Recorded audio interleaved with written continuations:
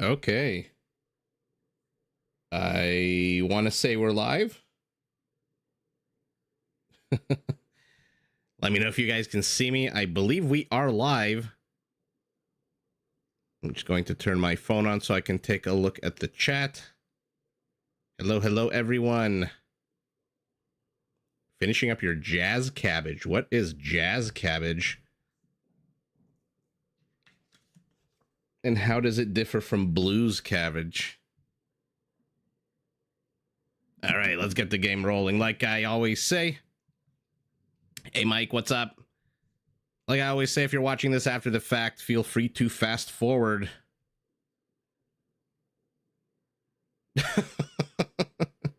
Nice. All right. Well, hope you have a nice, relaxing time, needless you.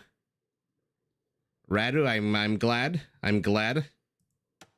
I appreciate you joining up for the live streams. I know it's super late where you are. And let's see who the teams are. Blue, teal, yellow, and green. What do we want to call this? Team Southwest. Let's be as specific as possible. So these were a set of Rage Forest games that were played today. No, Radu, I haven't had a chance yet. One toke over the line. Radu, it'll be this week, I promise. Nice. Well, everyone, welcome. Let's take a look at the teams because we've got some pretty good players with us today.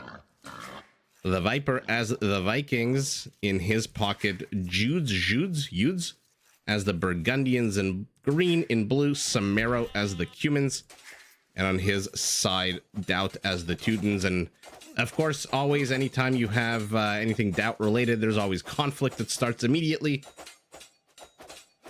So let's keep going while that happens real quick. Cool Cat as the Dravidians, Target as the Georgians. I'm curious to see how the Georgians do. Their siege is pretty damn good. Thunderbolt as the Tatars, and last but not least, freaking Andy as the Bulgarians. So we're seeing a bit of sheep stealing. I try to include everybody. Let's take a look at the map because I can already see on the minimap it is absolutely ugly. So the Viper has two annoying east-west corridors that he's going to have to take care of. Then there's whatever the hell this is in the middle of the map. It looks like a starfish. And then between teal and purple, just a very simple one-directional area of attack. So let's take a look at the aggression, because we've got all of a sudden two areas of aggression, and the Viper might want to finish your wall off. How's everyone doing tonight, by the way? Thank you so much for waiting those few extra minutes. I know it's a bit annoying when I say I'm going to start at 9, but for some reason, my Google Chrome was just not loading YouTube. And so I had to use Microsoft Explorer, which is not something ever anyone wants to say. Okay, looks like Cool Cat's retreating. Doubt not giving him a minute's rest here. Cheese cubes and applesauce. That can't be slang for drugs. Can it? Am I just showing my age here? Santiago rooting for Team Northeast. Yeah, needless you. Maybe that's a strain of indica or something. Cheese cubes and applesauce. Thanks so much, Radu. Oh my god, in the middle of all of this, freaking Andy was pulling 4 boars. We're gonna have to go back and look at this. This might have to be a short. I mean, in the middle of this entire massive battle, look at the Viper trying to lame the boars. Oh, will he lame it? One does go down. No, they haven't gone down at all. Oh, he loses control of the 4th one. I mean, that was about as crazy as we've seen. In the middle of a battle to lure 4 boars? That's crazy. He is opening up a zoo. The Bronx Zoo over here. Richard, you're not you can't leave us hanging here, man. Are you actually eating cheese cubes covered in applesauce? Or is that slang for something? Don't leave us hanging like that.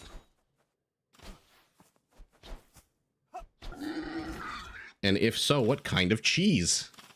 And I don't ask that sarcastically. There's one of these like farmer markets nearby where I live, and they sell the stinkiest Dutch cheese, and I freaking love it. Oh, look at freaking Andy, by the way. Going back for the last 2 boars.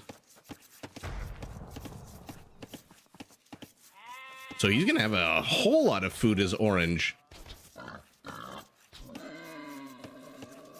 Let's see, though. It's also a lot of decay. Actually, no. Actually, wait. Yeah, 134. How much freaking food does freaking Andy have? He's got 5 boars here. Or 4. Where's the 5th? There you go. What the hell happened to this guy? Who is slowly decaying.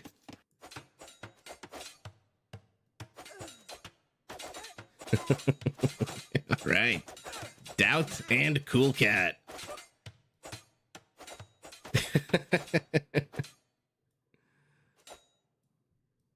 Okay, looks like Doubt lost a villager here.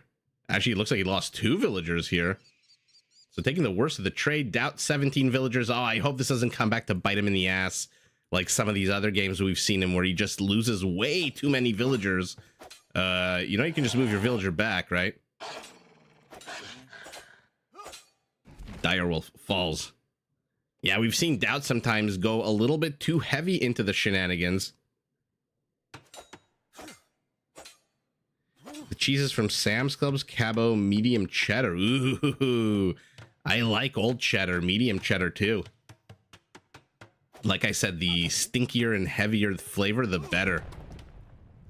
My wife's mom went to Amsterdam recently, and I asked her to bring me back some of the stinkiest possible cheese she could. But it's very tricky when you travel across borders with food, right? You have to like declare it, and if you don't declare it and they find it, they fine you, and if you declare it, they steal it. I had a friend who went to Spain, and he bought some kind of, I don't know what they have in Spain. It's like special jamon, special pork, where the pig has been fed acorns or something, or truffles. In any event, it's supposed to make the pig nice and juicy and fat before he gets slaughtered. Oh no. Oh no. Oh no. Down goes freaking Andy's villager. And look at the viper laming boars on the other side of the map. But the wolf has a taste of blood in his mouth. Anyway, so he went to Spain. He paid some ridiculous price, like $30 or $40 a pound, compared to the usual like $3 or $4 here. And then he went ahead on the when he got to Pearson Airport in Toronto, he declared it that he had this ham with him, and they took it. It was like $300 worth of the most premium ham you can have, and he declared it, and the border guards took it from him. Man, oh man, that was very sour. Very sour. Never try French cheese. It smells like feet. I don't know about that. I like it when cheese stinks. Ooh, Santiago's eating a quesadilla because he's Mexican. Nice. I actually have my wife and I discovered a new taco place not too far away, and I'm going to take a picture next time I go. I forgot to do it last time, but there's an eagle warrior on the wall. Of all things, an eagle warrior. Is Doubt still here, by the way? Hey, sir. Ah, they would smuggle sausages from Poland. Yeah. Oh man, that's funny. Jeremy, nice of you to join.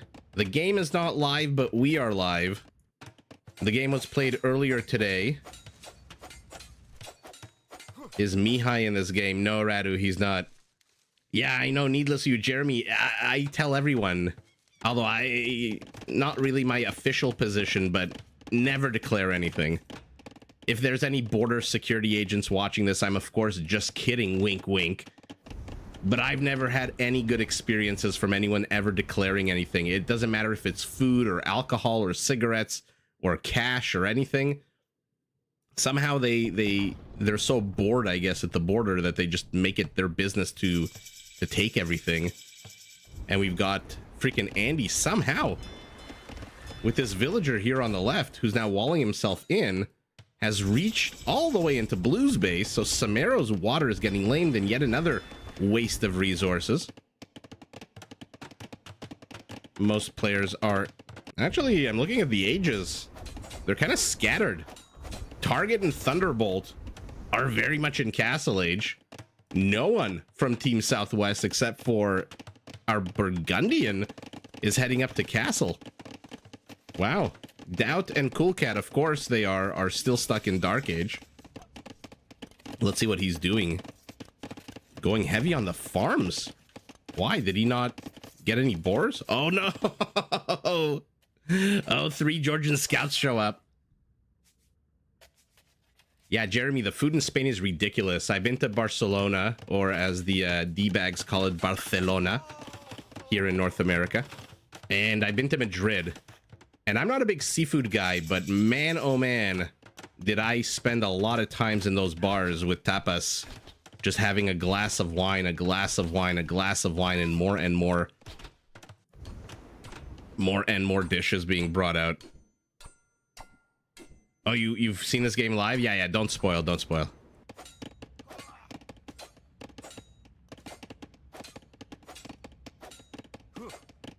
Ew. Radu, enjoy the cigar. Cuban cigars are legal in Canada.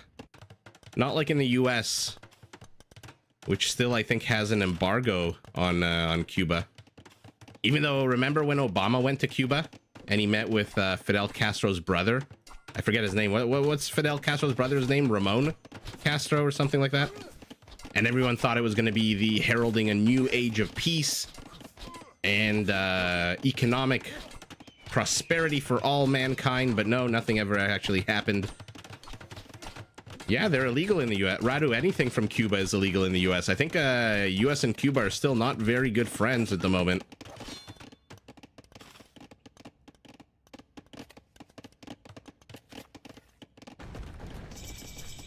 Sorry, I'm trying to catch the chat, and also there is a trade embargo, right? Okay. What's my casting background? I have 0 casting background. Now, if you ask my wife, if you ask my brother, my parents, I do have a serious case of verbal diarrhea, which may or may not be useful when casting games. Why Age of Empires 2? Because this game is very, very important to me.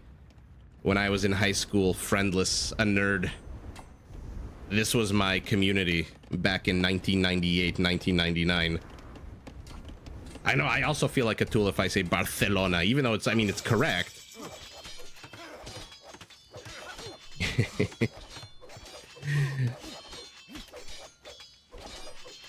But yeah, no, I like Madrid a lot more than I like Barcelona. Barcelona was a little sketch to me. I was staying in a hostel on the La Rambla, or La Ramblas. I always forget if there's an S at the end of it. But man, oh man, where there were a lot of street vendors trying to pull me into alleyways to come check this out, come check that out. Madrid was a lot more civilized, I find. Oh, Richard, your family smuggling Kinder eggs? Yeah, those are also illegal in the U.S. You know why they're illegal in the U.S.? Because it's technically a choking hazard.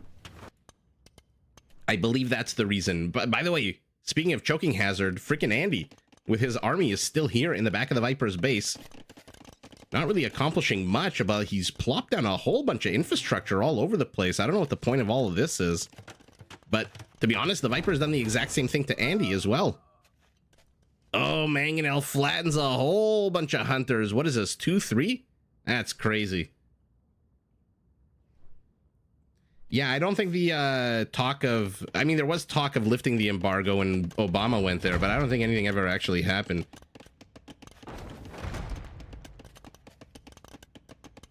Big Money Brian with... I can't see on my phone, but that looks like Leonardo DiCaprio playing Jordan Belfort in The Wolf of Wall Street. Do you have Twitch? I do not. I will be getting it this year. Any plans or prospects on being a main caster? Oh, thanks so much. I mean, I would love to, but I don't think anyone really knows who I am yet. I don't think I'm on anybody's radar at the moment for any kind of big tournament casts or anything like that. I would love, obviously, to become involved in that area, but I think the channel's a little bit too small at this point. I did not play Warcraft 3. I played Warcraft 2, and I really liked it. Oh, Jeremy, I always tell the same story about Barcelona. When I went, there was this American tourist, because I'm a creature of habits, so sometimes I get a hankering. I go to McDonald's, I go to Subway, I go to Burger King. It doesn't matter where I am. I could be anywhere in the world. I could be in Paris. I could be in London. I'll go to a McDonald's. And there was this American tourist who was being very rude. By the way, the Bulgarians, remember, their militia line units automatically upgrade the second they go to the next stage, which is why these guys became swordsmen the second he hit Castle Age, freaking Andy. But anyway, there was this American tourist who was being very rude to the person who was making his sub. I forget what they're called, sandwich artists or whatever they call them at Subway. And he just kept saying, give me more, I want more sauce, I want more toppings, I want more cheese, I want more meat. And at the end, once his bill came, he refused to pay it because they kept adding, oh, you want more cheese, it's extra. You want more meat, it's extra. Which to me is normal. It's the same exact way in Canada. But I guess where he was from in the US, it wasn't. I don't know. But he was very upset. He left very angry. And then I said to myself, ugh, Barcelona, too many tourists. But man, oh man, the beach and the surrounding area in Barcelona.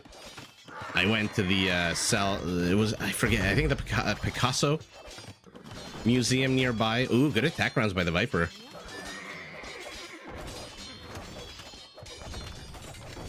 Oh, Corey, is that why they're banned? I thought it was because of the toy inside being a choking hazard, but the poison also, yikes. Oh, thanks so much, Jeremy. I appreciate that. Any shout out is fantastic, but yeah, I don't think I'm on anybody's radar just yet. Thanks, Brian. Thanks, Radu. American tourist being rude.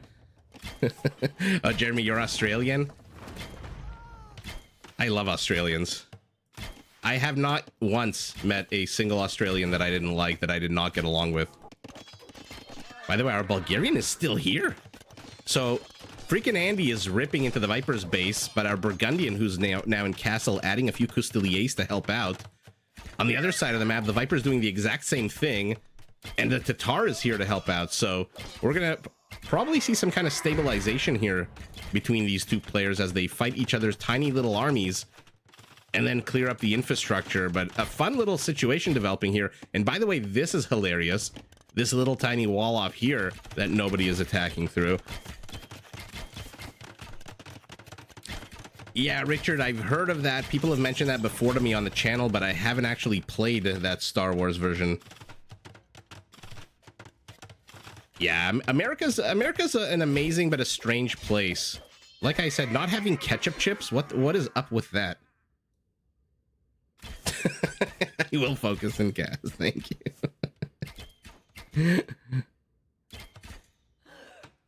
Yeah, Radu, I agree. If you're not nice to the people preparing your food, you are probably gonna get sick when you get home after eating. Exactly, Needless You. It's a good, fantastic rule to follow. Holy moly. Our Cumin is here. He's in Imperial. But our Cumin is getting halberdiers. Why is he getting halberdiers? Against the Teutons? Oh my god. I don't know about that. Okay, I like the addition of 3 siege workshops. That's pretty damn good. But I'm not too sure about our Cumin going halberdiers here. Ratty, you're a trad guy. I always have a good time when I go down to the US. I love eating. I love gambling. I love many forms of degeneracy, and so I always have a fun time. It looks like our Burgundian, who is going to be Paladin-centric in a minute and a half, is pushing into the Tatars, but why is he doing so with his Cavaliers?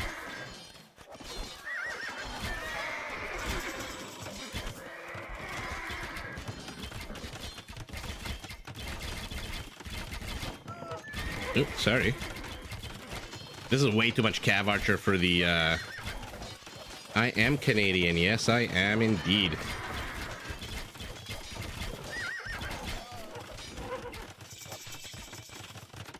Which, by the way, a lot of big American entertainers are actually Canadian. Jeremy. Oh man. You'd be surprised. Somebody tried to steal something from my bag on the subway in Madrid. One guy came up and talked to me, which is already very suspicious, while his friend tried to open the zipper on my backpack behind me. Oh, I'm so stupid. I am so sorry, guys. I'm gonna focus more on the game because I thought our Cuban was fighting our Teuton. Nuh-uh, he is together with our Teuton, and we've got Teal Teutonic Knights. Damn, here we go. Let's see them. Upgrades, not a single upgrade on them. And our Dravidian, I mean... Our Dravidian is still in Castle Age. He needs time to get up to Imperial so he can get Woot's Steel. But will he have the time? He is desperately walling himself off here. Let's take a look at the Viper and his Burgundian ally. So they're still busy clearing up some infrastructure here to the back of the Viper's base, but they're pushing in. Burgundian's generally the first to get Paladin because their stable upgrades are 50% off. Prepost is going to be taken down eventually. Oh, but here come the Manaspas. Are they at a 22? They're at a 22 attack. So even these Halberdiers are going to have a bit of trouble dealing with them. And remember, their radius is ridiculous. It's something like 15 tiles. Any knight unit, any Manaspa unit adds to the count. Canada's better than America.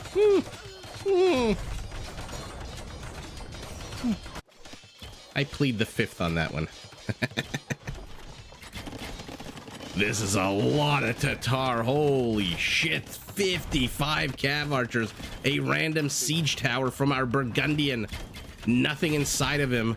Just kind of hanging out, distracting the Cav Archers. Now remember, the Burgundians, because they're first to Paladin, it comes with a trade-off. So they don't have bloodlines. They max out at 160 HP. Which means they are going to be dying very, very quickly to these Tatar Cav Archers. On the other side of the map, what do we got here? We've got Manaspas engaging into a whole bunch of Halberdiers, but there's also hand cannoneers. 15 of them. Yeah, our Cuban doesn't stand a chance here.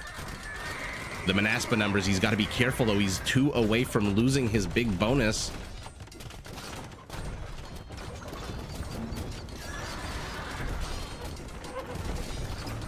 Radu, nice. I appreciate that. And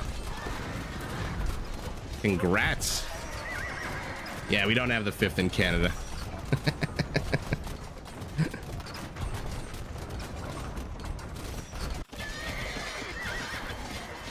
What is the Viper doing? The Viper has an archer. This is the Viper's army right now. He is an Imperial, our Viking. He is building the infrastructure. Man, sometimes the Viper likes to take his time. How many of them are there? There's 33. I mean, you talk about pathing, but how the hell are there 33 Cav Archers in a single tile? Look at this. 20 of them now. How is that possible? Look at them. Look at them like a clown car. You know those cars that the clowns, like 30 clowns pop out of? That was that one tile. Holy shit. Our Cuman's infrastructure is about to get wrecked. Has our Dravidian survived? Oh no, Cool Cat, he's escaped. If you're gonna fight the Teutons, the Dravidian's about as good as it gets here with the Woot Steel. Forget all of the armor of the Teutonic Knight. It means nothing. I guess it means nothing against these Manaspas either. That was a clown car, right? I mean, what the hell was that? There were like 30 Cav Archers in 2 tiles. Okay, the Viper's finally here. He's getting, I'm assuming, Bugs Vagar, which is going to add another +1 attack to these. And chemistry will give him, or not ballistics. Oh yeah, ballistics will give him. Actually, wait a second. No, he still needs chemistry. These guys are, no, now he's got. No, never mind. Oh my goodness, I don't know what the hell I'm talking about right now. The point is he's got to get the hell out of here. Our Burgundian has also overstayed his welcome. No one is attacking through the middle. A bunch of blue halberdiers meeting a purple wall. And look at that. Our Dravidian escaped, but perhaps prematurely. He does have 5 town centers. How many villagers? 66 villagers. Not the end of the world. But that's all she wrote for the aggression on the eastern part of the world here. What are we working with? 30 hand cannoneers, 20 Manaspas. He needs 2 more Manaspas. Or maybe, sorry, 1 more Manaspa. Just 1 more. Thank you so much, Jeremy, for the $10 super chat. You have a gift for this. Stick with it. Grind. Oh, yeah. I intend to. Thank you so much. And yeah, I don't know if you guys can see that. Celebrate 10th super on a live stream. That's amazing. Thank you so much.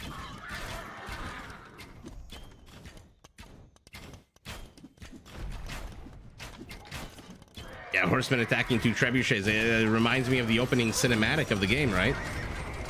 Although I think those are light cab or knights in the game. Oh, our Teuton, our Cumin rather, is here with the siege onagers.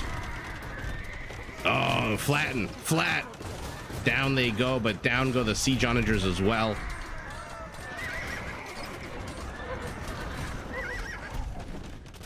And man, oh man, what the hell is Doubt doing?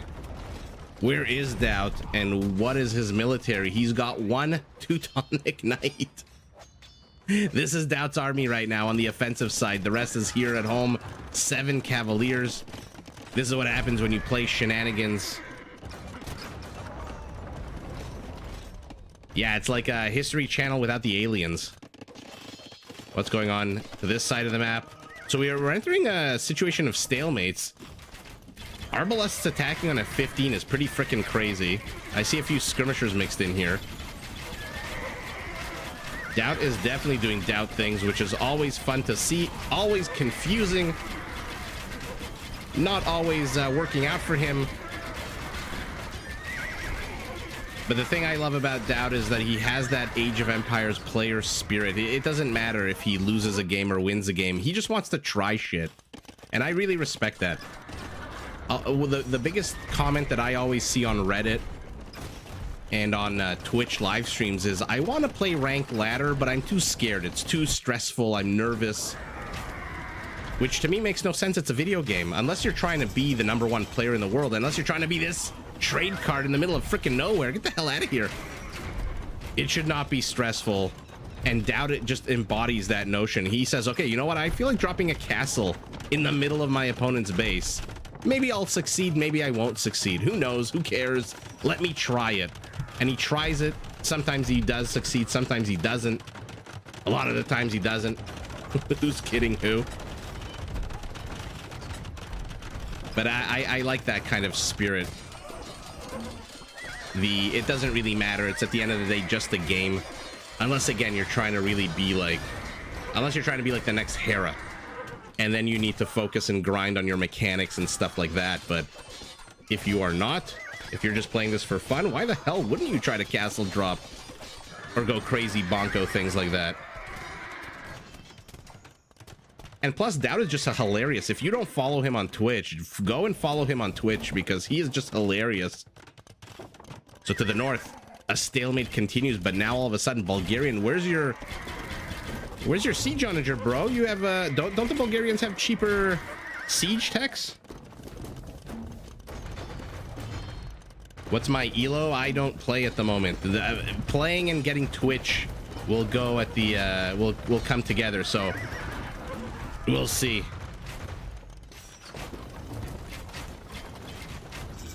Oh, Tenchi, you don't play rank because you wait for Imperial, so play Arena or play Fortress. Gale, exactly. Everyone says that. To me, I don't get it. I remember back in the 90s playing the game and being stressed out when I was playing Deathmatch, but Deathmatch is a different beast than Random Match. By the way, these onagers are just wrecking these Burgundian skirmishers. So the Burgundian is pushing through. What is the Viper doing? What is he adding? What value here? A few Arbalests. And now he's pinging over here, saying, hey, you've got a whole bunch of idle villagers. Radu, if I play campaigns, I don't know if I'll play campaigns, but if I do, it'll be on this channel. Oh, he was eliminated from Hidden Cup?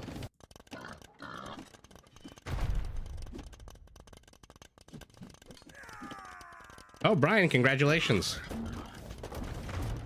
It's one of these games, like the Elos system is a little bit broken at the moment, I think. And look at the Viper, by the way. These are 0 upgrades on them. +1 attack, +1 armor. A basic Dark Age Scout cavalry unit. And he's just being as annoying as hell because this stable still has 300 HP. So why the hell not use it? Is the logic of the Viper. What's happening here? Oh, there's a push through the center. So all of a sudden we are on 3 battlefronts. Our Georgia needs to be careful. These hand cannoneers are falling like, oh my goodness, like I don't know what. But the Manaspas clear of the siege onagers. There's one left. Does our Bulgarian, by the way, have siege onagers yet? No. Guys, I'm not wrong, right? The Bulgarians have cheaper siege techs. Why does he not have siege onager yet? He's getting stirrups. He's got 2 knights and he's getting stirrups. That makes no sense to me. Now the Viper is pushing in. Our Burgundian apparently out of gold. Yeah, he's out of gold. So now he's starting to mix in Hussars.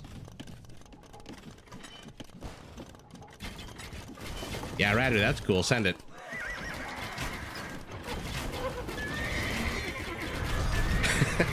Does he say that, Jeremy? That's funny.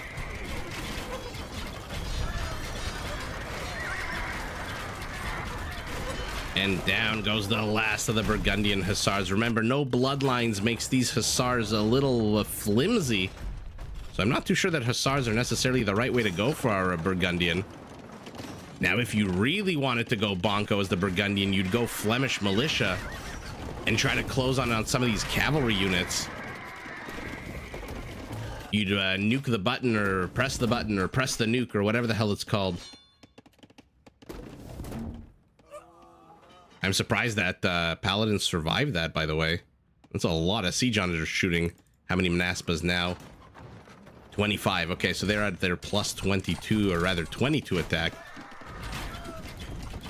Trade cart, where are you going and why is no one killing you?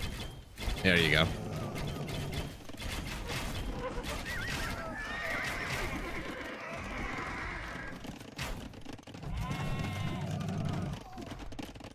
I used to use cheat codes all the time back in the day. Not in ranked games or things like that, but against the computer.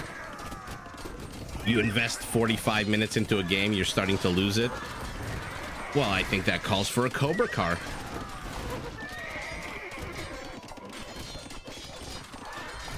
(22) attack Manaspas taking on Teutonic Paladins with 7 melee armor. Okay, so the Viper's pushing in. He's going after... Oh, you look at him. He's clearing up a path with trebuchets here as well. That being said, where the hell's freaking Andy's army? What does he have? 8 Cavaliers. Okay, finally he's got siege onager. Finally got that technology. Just in time for his onagers to die to these Hussars, most likely. Green discovers that there's a castle here as his unit dies. Oh, by the way, oh my god, this is where freaking Andy's army is. Look at this. There's still a stable here. The stable he built when he tried to get that dock up and running. What is going on in this game? What a bonkers game. Yeah, Radu, crack that bad boy open and tell us what kind of whiskey it is. The battle of the Tinkle Tinkle Halberdiers is upon us as the Manaspas pivot completely away from the battlefield. Okay. I mean, this is an allied gate, and so he should be able to pass through it. Okay. Kills the Burgundian. And now our Tatar with the elite skirmishers is going to take on the Viper skirmishers. Unless I'm mistaken, it should be the exact same stats on these two units. Yeah, nothing particularly special about either of those skirmishers. And here we go. Freaking Andy has unleashed his Burgundian or his Bulgarian Cavaliers.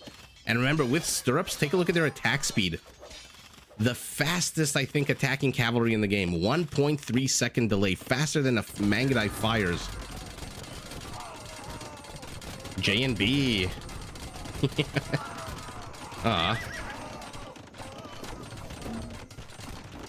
Dude, more and more of these. Artut needs to get siege onager as well. Okay, so he's a minute and 23 seconds away. Dowd. How many villagers does Dowd have, by the way? Okay, 90 is not bad. And by the way, up top, the Viper's been repelled. Thunderbolt, our Tatar, has pushed him back. The trade potentially still up and running, even though there's this one lazy purple trade card. And where the hell are the Manaspas? Where are Gray's Manaspas? This is just ridiculous. Freaking Andy with that one stable that was here, now no longer, is gonna get into the trade line and he's gonna cause a whole bunch of problems. But my question is, where the hell are these Gray Manaspas? Where was that group of 25? I'm having trouble seeing them on the minimap. It looks like they're still around. There's 32 of them. Oh, they're here in the bottom. They're stuck behind a gate and they pass through. Oh no! Samaro, what did you do? Samaro, no. Now there's only 19, so it's not the 21 that you need for the full 22 attack. But still 21 attack against a trade card. Look at how fast these trade cards are going to die. I don't know why I highlighted those in particular.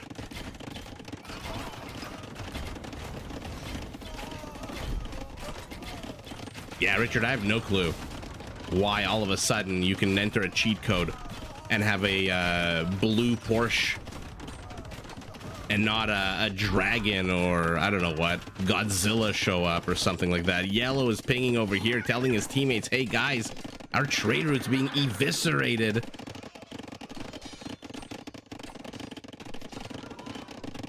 I think the Cobra car has been in there from the beginning. I mean, the combination of freaking Andy and Target entering into this trade route.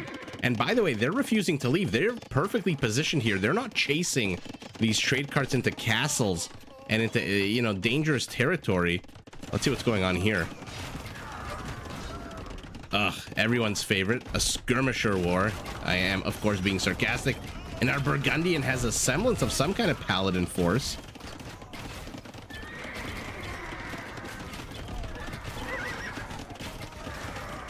All right, I'm glad we can be there for you. And as always, stay positive, keep your chin up. Just like this siege tower, you know? Just keep grinding away. It looks like Team Northeast. Santiago, you may have been right. Team Northeast is causing a lot of trouble here. Army supplies identical, villager civilian population only about 10% different. The Krepos push is now starting.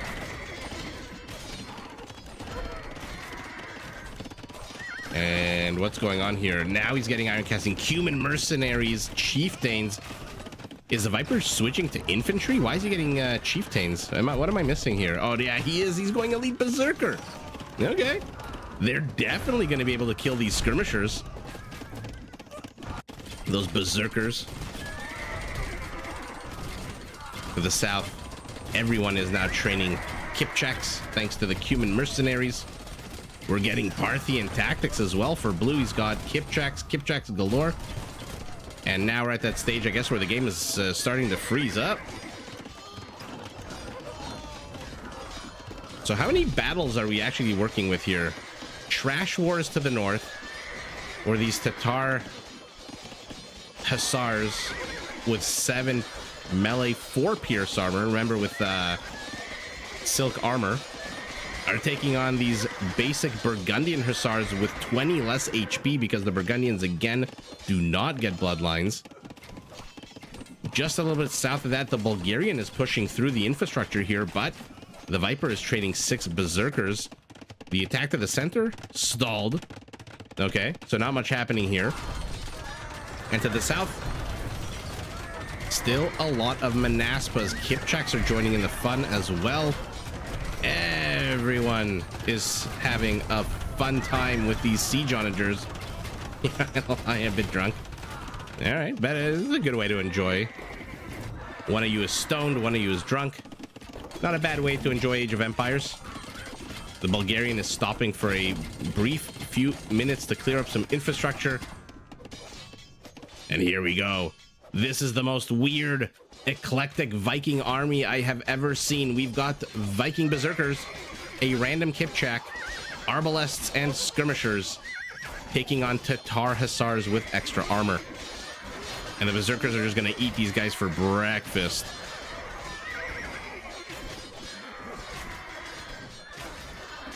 Yikes. The berserker's such a powerful unit. Oh, flattened by the Bulgarian siege. And the Bulgarian halberdiers pick up the rest. So it does look like Team Northeast. I mean, they're ahead in score by about 10%. But this is a lot of Kipchaks. You just got to be careful of any siege onagers that's slowly making their way forward. But for now, our Dravidian is just going with bombard cannons. And the Viper, by sheer volume of numbers alone, is being pushed back. He's got 11 Kipchaks of his own.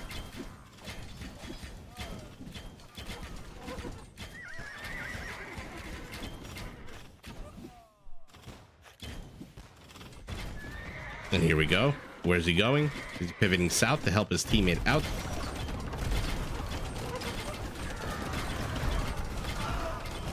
Oh man, I want to see at the end of the day, I wish there was a stat that I could see how many of these Georgian hand cannoneers have been absolutely wrecked by siege onagers, because I feel like the number is 100 plus.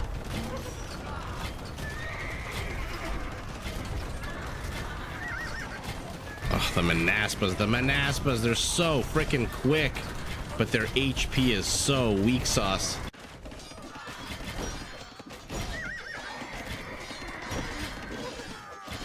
Aw. The Age of Empires community is the best community.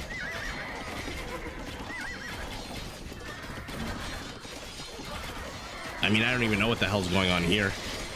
Now all of a sudden our Bulgarian is starting to mix in light cavalry units. And remember, with stirrup, 1.5 second delay. Oh, in the middle of all of this, Green manages to pick up a single siege onagers.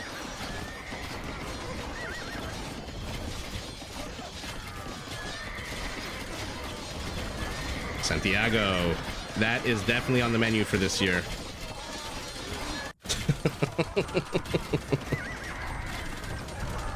36 Kipchaks. Oh, it's so much fun to see their arrows fly. It's like the developer said, hey, you know what we need? We need a Chukanu on a horse.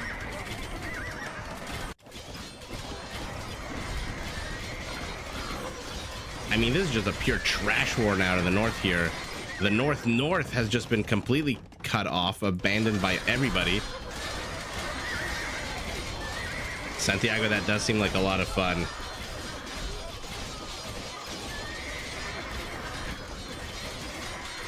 Some kind of inebriation. Although if you're expecting any kind of level of professionalism from me, if I've had a drink or two, or 6 or 7, I think you're gonna be very much disappointed. But if you're expecting a good time, ooh, then that for sure will happen. It looks like Green's infrastructure is slowly being whittled down by how many trebs here? 4 trebs. Does he have Timurid Siegecraft? Of course he does. 19 range.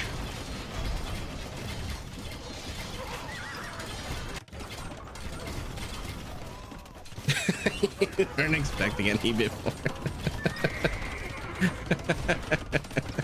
Oh, the Kipchaks are trying to snipe the BBCs. They get 1, they get 2, and that's all she wrote. They have to get the hell out of here before the Manaspas get here.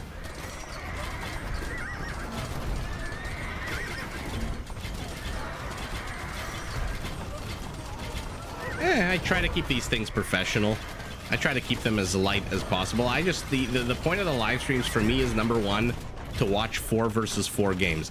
I can't cast these games in a normal daily video. You guys know how I like to try to capture as much as I can, do picture-in-picture. At most, I'll have 2 picture-in-pictures playing at the same time. That's impossible in Rage Forest 4 versus 4. I would have to have 3 on one side and 3 on the other side to capture the absolute insanity. I mean, for example, this. Look at the Viper. Just out of nowhere. He's here with Arbalests in the middle of the trade route. Because, you know, why the hell not? It's the Viper. So the most important thing for me is that we get to watch these 4-on-4 games. And now we've got Dravidian Elephant Archers, not even elite. Only 5 of them.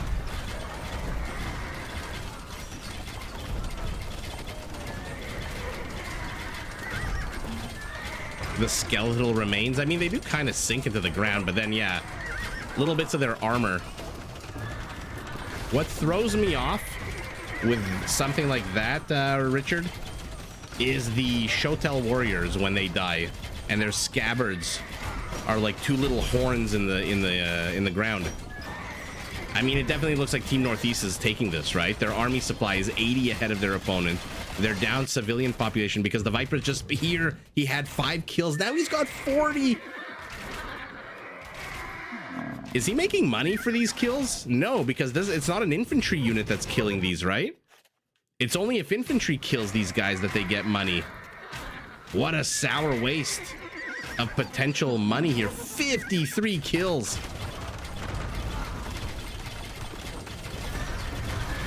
Radu, no worries. Thanks so much for joining for as long as you can.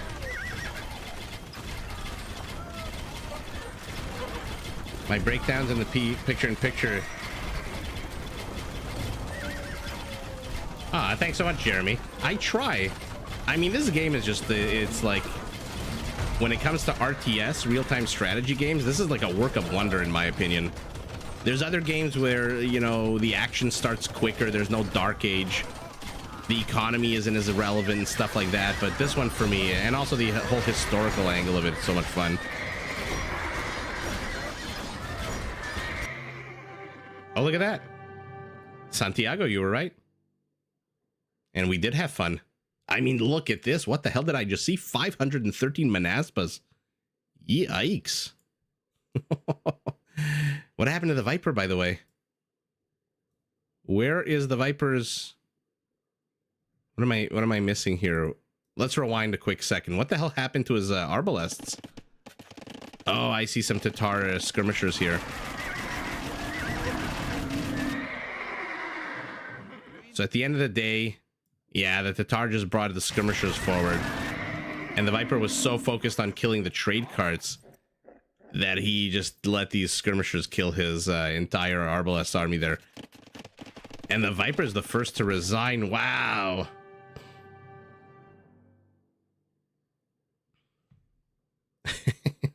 Radu, have fun cleaning. We did a deep clean the other day. It took a long time. Suck it, Viper. Oh man, it was a pretty long game. Let's see the economies. The biggest donor is our Cuban. The biggest recipient, of course, Tato, with the shenanigans right from the very beginning of the game. But look at the difference in trade. What is this? 39 and 7 is what? 46, 66, 71,000. 35 to 42 or 41. Literally an extra 30 something thousand gold for one team. Most kills here are Jordan, of course, with so many freaking Manaspas. 12, 11. Who came in second? Our Tatar with 952, and then our Cumin and the Viper close third and fourth with freaking Andy.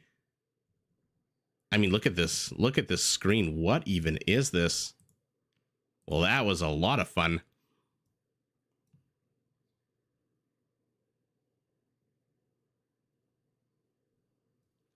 You knew he lost 5 minutes ago? Yeah.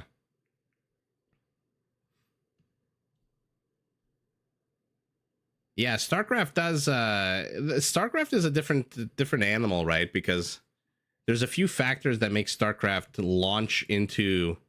Oh shit. I don't know why it always checks this off. I hate it. I don't want to know how long the games are. I don't want to know when they end. It always comes checked. StarCraft has two things that Age of Empires, I think, does better. Number one, obviously 3 civilizations to 45. 45 might be a little bit of overkill, don't get me wrong. 3, though, is the exact opposite. So you have two extremes, 3 versus 45. And what I love about Age of Empires compared to StarCraft is that in Age of Empires, if your population is set to 200, you can actually have 200 units. Whereas in StarCraft, you can't. Because, I don't know, an Ultralisk takes up more population space than a Marine, right? And a Carrier takes up more space than a Medevac. Whereas in Age of Empires, an Elephant takes up as much space as a Villager.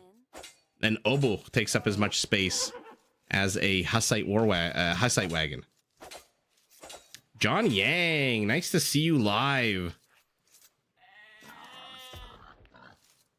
I mean, don't get me wrong. I would love to see more and more factions added to Age of Empires. Let's keep this game alive and well for many, many years to come. But there's more pressing issues. Teleporting units. Pathing. The fact that, as we saw last game, you can literally fit 33 units into 2 tiles is ridiculous. John, you are alive and well. I hope. Yeah, fix the backdrop and then worry about the civs. But anyway, let's take a look at the civs. Speaking of, Target this time himself as the Teutons, freaking Andy as the Khmer in orange. In the other pocket, Samaro as the Chinese. Ooh, do we have a Sicilian? Because no, that's a shame. When you combine the Chinese farm bonus of farms starting with 10% more food and the Sicilian crazy farms, their farms are bonkers. Cumans again, this time by Coolcat. Viper playing as the Lithuanians. We've seen him do so much damage with Lechai. Ugh, that's going to be gross if he can has a chance to. The Romans by Thunderbolt. Kylar as the Persians. Let's see, a bunch of Savars and Battle Elephants, Police, and Doubt playing as the Magyars. So we got the Magyars taking on the Teutons. A very light on their feet, raiding, quick attack civilization against a brawler civilization who comes with more melee armor, not more pierce, which may be problematic if our if Doubt goes up to Cav archers. Then we've got the Cumans taking on the Lithuanians. Okay. Bunch of heavy cavalry duking it out. Why the hell not? It looks like somebody lamed these Ibex. I mean, there's 1, 2, 3, 4 dead Ibex, including, I'm assuming this is the Viper Scout. Yeah, his Scout's gone.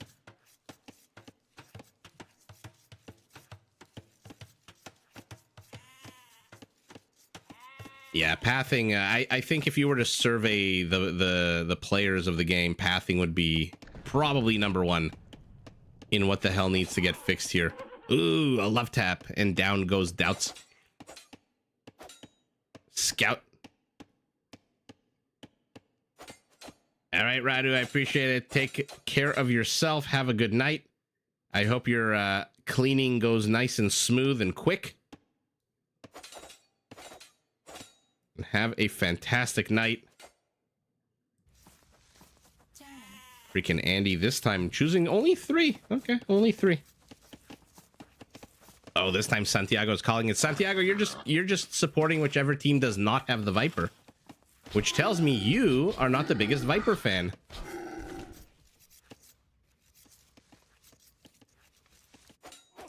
Yeah, Radu, drink, have a glass of water. Otherwise, your head might hurt tomorrow. He did? Okay. Pathing killed archers. Archers are a base unit. Yeah, I've heard a lot of people on Reddit complaining about how their archer play has suffered a lot because of the pathing. By the way, let's take a look at the map, because this is yet again a gross map. I don't even know what the hell this is in the middle of the map. But I'm glad that green and gray are fighting it like fighting cats and dogs over here, when there's a completely open avenue of attack over here that they see. Okay. Man, gray just wants to get in here. Doubt. This is why Doubt always has like 17 villagers at the 30-minute mark of the game, because he does shit like this. UMBog, nice to see you. Good evening, afternoon, morning. whatever time of day it is. Thank you so much to every single person here who's chatting. And if you're not chatting, if you're just kind of lurking in the background as all of us do on YouTube, come say hello. We are a friendly bunch. We are not wild. What are we working with today? Wolves. Okay. Cool Cat really wants to jump into the Viper's base here. Doubt has been repelled. Is this Stone or is this his unit? No, it's Stone. Somehow, anytime there's conflict on this map, there's somehow Doubt's always involved. Yeah, why would the Teuton fish with those cheaper farms? I would let somebody else. I would let like Khmer have that. Although they don't need fishing either. Who's left then? The Cumans? Because the Chinese already took his lake. I guess now it's just a matter of pride and principle. Ah, you're an underdog supporter. That's why. Free Doom, nice to see you. Yeah. He rages on Rage Forest, and it is somehow always his villager count that suffers. He's yet again has the lowest villager count on his team. But the good news for him, Target, his villager count's even lower. And what is Doubt doing actually? What is the Magyar's allocation at the moment? I mean, what the hell is this guy doing? Yeah, it's about as inefficient as you could be here. So he's going wood. So you might be right about the attempt to lame the lake.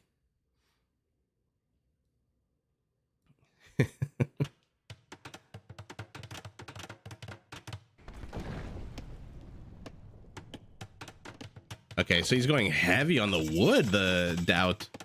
I don't even know where his 8 villagers on food are. Okay, they're here. Oh my god, this is about... I mean, at least build a mill. It's here. It's next to the berries. Okay, there we go. Man. Free Boom. Am I pronouncing it right? Wrong? Every Age of Empires game is serious business. Something, Jeremy, when you wrote that, something made me think of the, oh, what was the name of that TV show? Oh my god, what was the name of the TV show with Danny McBride? Where he was the washed up baseball star, Kenny Powers. Oh my god, I hate not remembering the names of TV shows and stuff like that. Dad has 1 villager left and she picks off the scout before she grabs at her throat and dies herself. Oh my god, am I gonna have to Google it in the middle of the live stream? Eastbound and down. Yes, thank you so much. Thank you so much. Kenny had that he had the friend, and he opened up at the later seasons. He opened up a restaurant with all the fixins. And so Jeremy, when you wrote serious business without the vowels, I don't know why that fixins. Anyway, completely random reference that hopefully one person understands.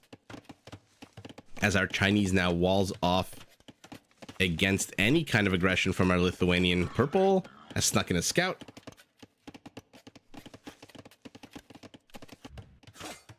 Oh my goodness, freaking Andy. He's already out with his scorpions. Remember, they come with extra range. So right now it's 8 versus 7. Although no one else... okay. A little bit of a traffic jam here. What is Doubt doing right now? He's completely abandoned his aggression. Okay, so look, Doubt is actually playing a normal game. Who'd have thunk it? Doubt is actually playing a normal game.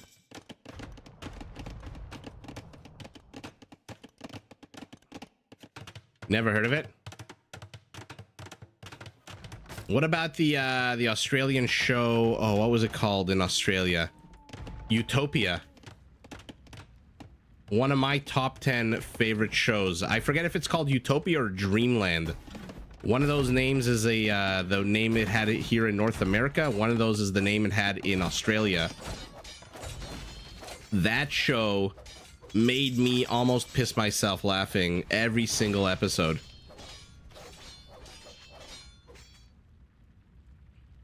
Of course, that's going to play a normal game and start booming when he has a ram and scorpion literally shoving up his ass here.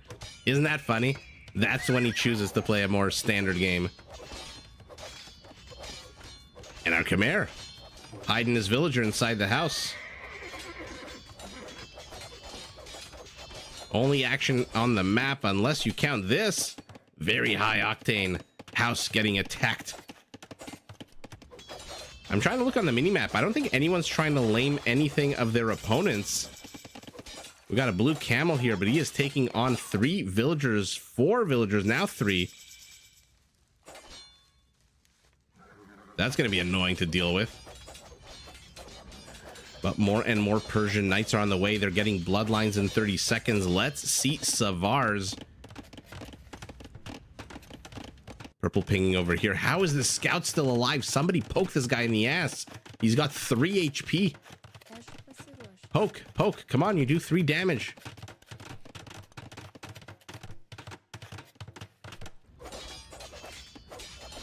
Our Persian now with bloodlines. Where are his spearmen, by the way? Okay, they're still in the barracks. He's now in the back of the Teutonic base. You haven't seen it, but it's produced by Working Dog. Oh, Jeremy, I am very jealous. You know how you like get jealous of people who haven't seen a TV show that you really, really love? Like, I don't know if you'll believe this or not. My wife hadn't seen a single episode of The Office. The American one. I mean, or the British one, but in my opinion, the American one much, much better. Although, to be fair, the British one only had, like, what, 1 season? But she hadn't seen any of The Office. And I was so jealous that she got to experience that show for the first time. So I am very jealous that you are going to... it's such a funny show. Oh my god, what happened here? These knights are having a field day. Holy shit, our Persians, 6 villager kills. Okay, so Kylar in firm control of this game. You thought the Persian was going to sit back in his base and boom? You thought Doubt was going to have a crazy game? No, Doubt is doing a boom, a stationary, lazy Sunday game, and our Persian is going bonko. At the same time, though, the Chinese have penetrated 2 mangonels, a monk. What do you mean you haven't seen The Office? Come on. The Office is like one of the best, greatest shows of all time up until season 7 or 8. Then it kind of gets weird and it's still funny, but not as funny as before. But until like season 7 or 8, it is just one of the best shows in the history of television. And oh, our Roman is moving forward. How many villagers? 13. The 13th Legion. No, never mind. Never mind. 13 became 12 because the frickin' wolf got a kill. So, in the Age of Empires world that we live in the multiverse, the wolf did not nurture Remus and Romulus. The wolf instead attacked the founders of Rome. And instead of building their castle where they wanted to, they now have to go somewhere else.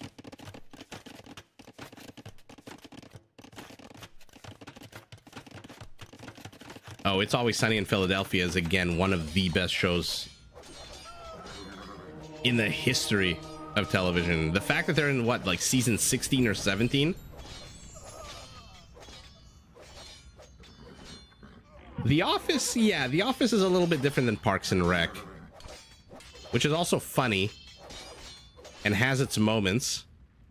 But The Office is just, it's hilarious and it's also endearing, which is what I like about it. Okay, so our Roman went all this way to do what? Oh, by the way, did he lose the stone for the castle? Because he's sitting at 445 stone. Oh my god, did he lose the stone? Did it get mangonelled by our Chinese? I wasn't paying attention. I was so focused on the wolf drama happening over here.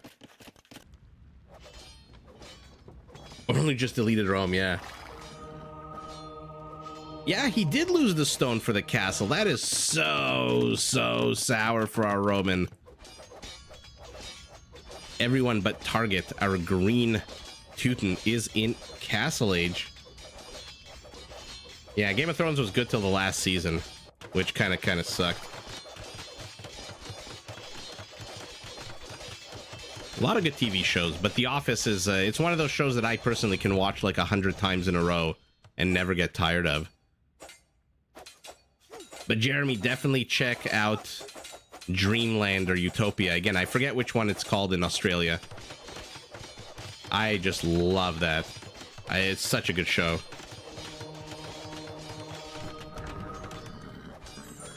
Very British.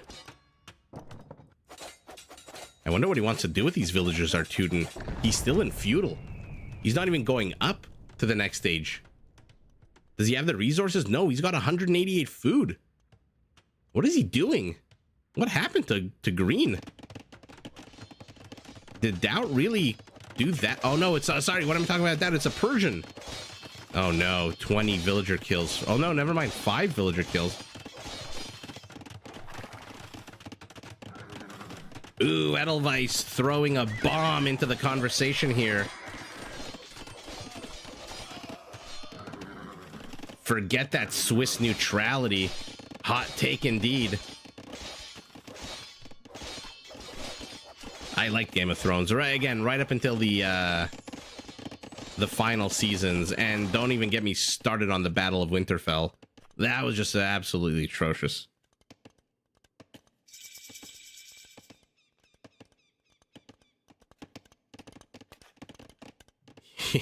Where would he go back to? He has no base to go back to. The Persian is destroying him. What does he think he's doing? He's in feudal age. If he was maybe humans, I'd say he's trying to TC drop. He's trying to build those cheaper stables and archery ranges, but what the hell is Target doing? He's got 34 food. Did he forget what team he's on? Meanwhile, this wolf has just been killing his units' HP over and over again. I mean, what is this? What the hell is happening? He's got 3 villagers or 2 villagers up here. I don't know what the hell Target is doing. Oh yeah, okay. Okay. Go after the monk. Go after the monk. Punish the viper.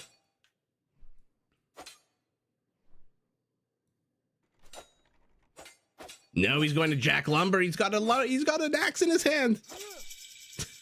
What the hell is going on? Are you serious? Well, I guess Target's got 800 wood, so why the hell wouldn't he? I mean, with 800 wood as the Teutons, you should have about 1,000 food in 4 minutes.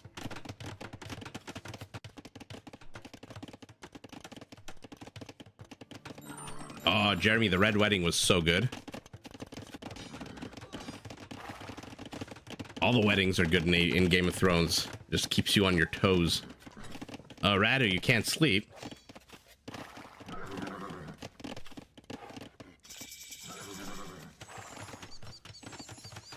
The Maddie girl who made... no date on Twitch. At some point this year. I'm working out all the technology involved in streaming across multiple platforms. I finally got myself a Steam Deck, so I can have a few transitions and fun screens like that, which I need to get designed. The Maddie character who made a pact with the Death God? Jeremy, you mean Arya Stark? The Faceless God, yeah. Alejandro, nice to see you. Oh, who will get there first? Who will, let's see it. Ooh, our Persian stopped literally in the nick of time. Otherwise, that could have been very bad for Teal. I mean, this is just, what do you even make of this? Target is still in feudal age. What is he doing? He is the Teutons. He's got 1,000 wood. Okay, he's finally getting up to 700 food. Edelweiss, I think if and when I start live streaming myself, like gameplay, playing the game, I'll do it on Twitch. But for me, Twitch, I don't have like, it's a different success factor on Twitch. Twitch is more for people who will sit down and stream for like 8 hours. You know, Hera will sit down and stream. Memb will sit down and stream. Doesn't matter what you stream, as long as you sit there and you just stream and stream and stream. I don't have that time right now. My kid is still like very demanding in terms of time commitment. Ooh, the Viper pops out. He has all 4 relics. He has iron casting. He has elite Lechai fully upgraded. And all of a sudden, together with the Roman Centurion, uh-oh, this is going to be very bad news bears for these. Oh, actually, maybe not. This is a lot of Step Lancers. Ooh, but they're missing Blast Furnace. Oh, right as I say that, he gets Blast Furnace. What do we say to the God of Death? Not today. I love the whole Arya arc. Leaving Westeros, becoming an assassin. I mean, I don't want to leave this screen. I know there's... Actually, no, there's not a lot of action happening anywhere else. So let's keep our eyes peeled on this, because this is going to be freaking epic. In a choke point, who wins here? The Lechai? Or the Step Lancers that can attack one behind the other? Who wins this? I don't freaking know. Centurions are elite. Oh my god, with committed tenses. 24 attack. Oh, these Step Lancers have a lot of work to do right now. A lot rests on this battle here for them. But the Lechai are crushing them on the right. But they've destroyed the Roman Centurion on the left. What an epic, epic cavalry battle at the 36-minute mark of the game here. Wow. You guys know I'm turning this into a short.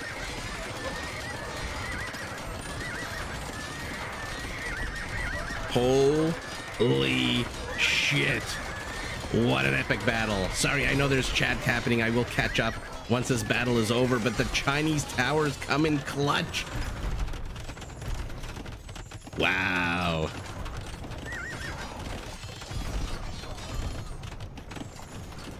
Thanks, Jeremy. Exactly. I whatever I do is gonna be as an addition to what I'm doing now.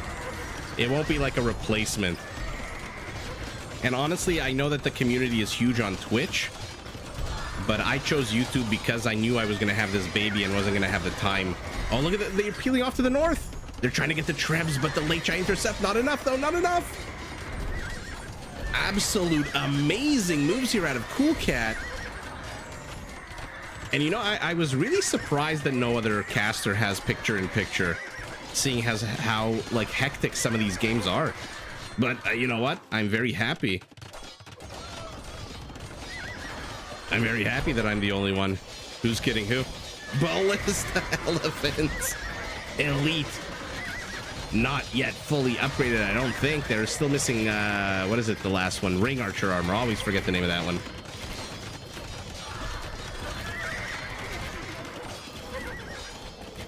Yeah, Edelweiss, like I said, Twitch is for a completely different type of content creator. Although what a lot of the what a lot of the casters do, like Memb and T90, they'll stream on Twitch. Oh, we've got Savars. They'll stream on Twitch for like 8 hours, and then they'll take a clip of that, a 30-minute clip, and they'll put it on YouTube as a game, which is definitely an interesting way to create content, but I prefer to just sit down and watch a game. But who knows?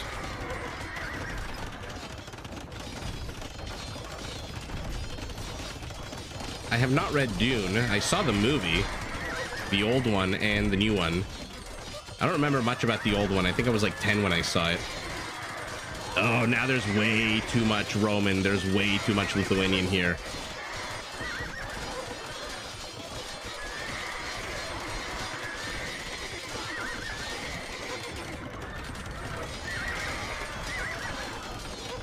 This is shaping up. Oh, you know what we're missing here? Chukanus. Instead of halberdiers, train us some good old-fashioned Chukanus, please.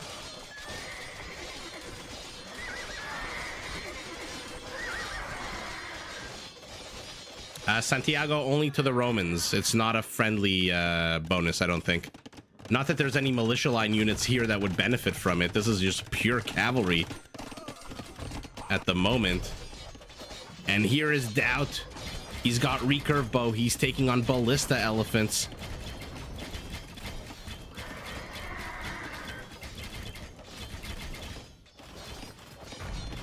How tired do I get after doing a stream? Pretty freaking tired. I am working on about 3 hours of sleep right now because the little baby woke up hungry in the middle of the night. And I know we shouldn't have fed him, but it was like at 3 in the morning, and it was a long time before I fell back to sleep again.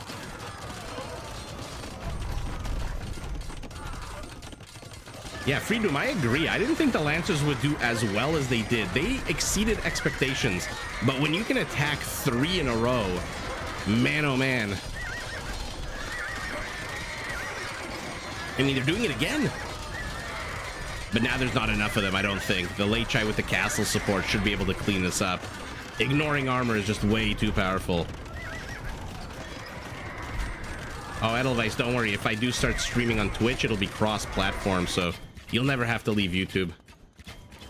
Look at this tide of Magyar Cav Archer. 42 of them, only 20 kills right now. Jeremy, really? I'm a huge fantasy nerd. I'm a huge fantasy book nerd. I basically grew up reading David Eddings. Uh-oh. Pass-through damage. But remember, the Savar has crazy pierce armor, 8 against the attack of a 12. So as fancy as this looks, it's not really accomplishing very much against the Savar unit. Yikes. What an exciting game.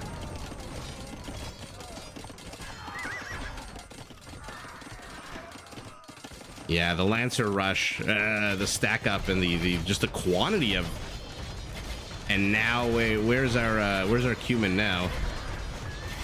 Only 18 step lancers, so he's in a bit of trouble. He's got no gold.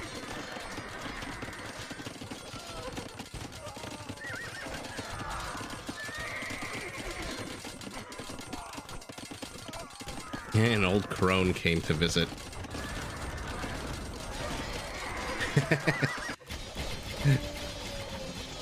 I'm you but chunkier with pass-through damage, which is not doing much to these Savars, by the way. Although in a choke point, that might be problematic here. I mean, I see a huge stream of Chinese units moving into the south, but it's just halberdiers. Where is Target, by the way? Does he still have... They walled him in. That's hilarious. He still... I mean, they gave him the lake? What is our Teuton doing? He is dying to the Magyars. At this point, get some fishing ships on that lake. The Ghoul, nice to see you. The baby is doing fine. I think he's having his like 10-month sleep regression, so he's waking up a bit in the middle of the night and crying, which of course wakes all of us up and means I don't get to fall back asleep until like 4 in the morning. You know, I really thought that not only the Teutons but Target would do a little bit better. I'm not too sure why he's collapsed so heavily in this game, but here we go. Our Cumin built up 37 step lancers, and our Roman is down to halberdiers. He's got 1 militia unit making his way very slowly to the battlefield, but there's still a whole bunch of Lechai, and again Purple with the fancy schmancy maneuvers, this time going after the bombard cannons. Gets 1. Will he get the second? Oh, he does not get the second. There's a villager repairing it. And now his main force will survive, but thanks to the Chinese infantry.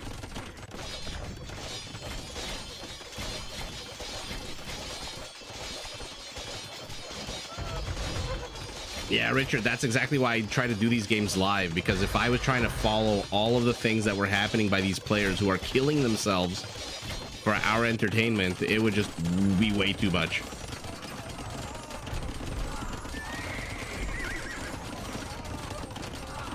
Interesting, Alejandro. Yeah, the Roman militia might still be stronger. Is he still alive? Okay, now he's just kind of hanging out, overseeing gold over here. Well, he might be stronger, but he needs a Centurion next to him. So green's basically dead. These guys are engaging into a choke point. The Ballista Elephant does have 7 pierce armor against the 12 attack.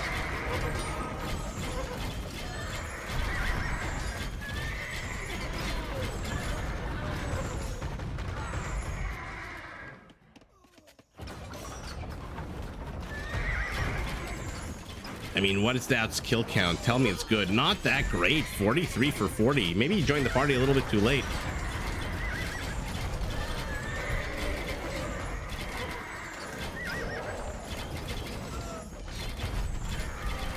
Oh no, oh no, you don't want to be taking on Ballista Elephants head on. Maybe you do, I don't know.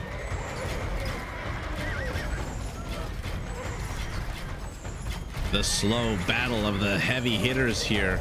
We've got Magyar Hussars on the field as well, but oh, well, there you go. Damn, okay. Santiago, unfortunately, this time you did not call it right. Wow. And at the end of the day, how amazing was that battle? Let's see that again. You know what? It was at the 36-minute mark of the game. I wrote it down because I'm for sure making a short out of this. Let's see that again. That was freaking epic. So what are we working with here?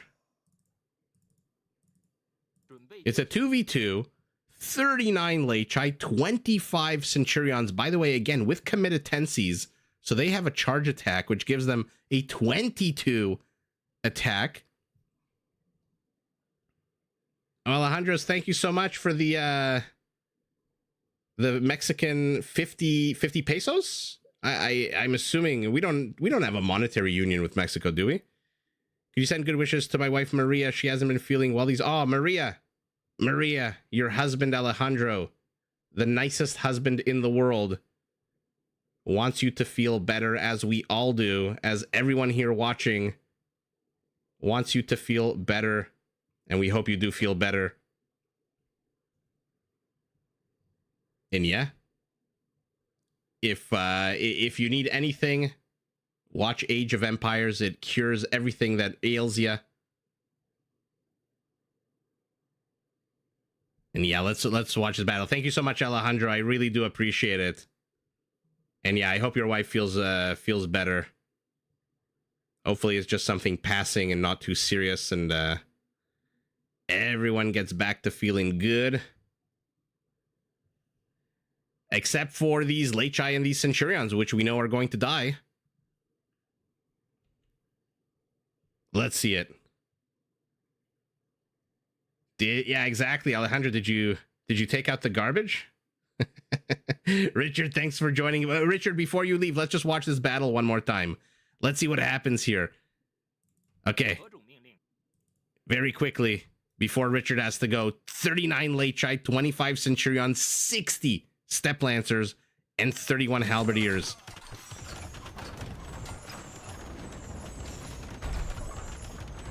Okay, structures are deleted, or the Trebs are getting them.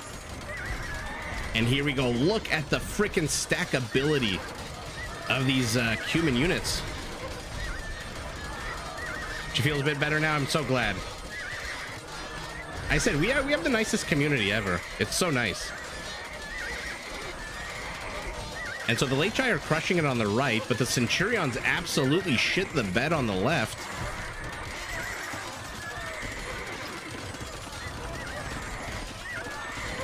And then the remnants are fighting over it.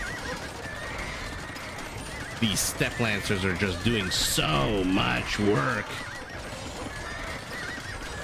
Wow, and ultimately it looks like they're about to get cleaned up, but they retreat into the safety of these Chinese towers. 9 towers. Look at that attack. 24 with committed tenses, and then 19 without it. Crazy, crazy, crazy. I mean, that was just... Oop. That was epic. That was freaking epic. I think we have time for one more before I pass out. Okay. Ooh, look at this, Mem. Speaking of Twitch streaming.